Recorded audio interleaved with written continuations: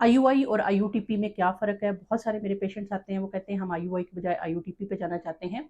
IUI के अंदर होता ये है कि मेल का जो कंसंट्रेटेड सैंपल है उसको हम यूट्रस के अंदर इंसेमिनेट करते हैं।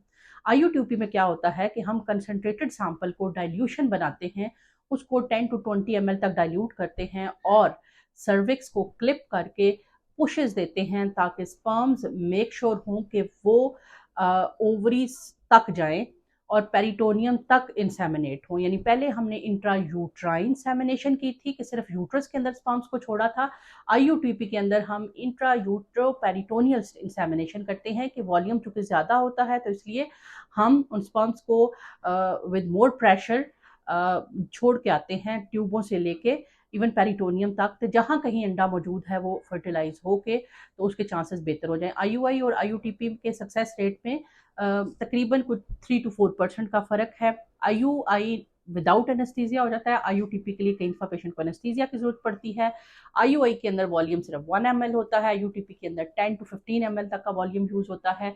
सक्सेस रेट में 3 to 4% का फ़र्क है।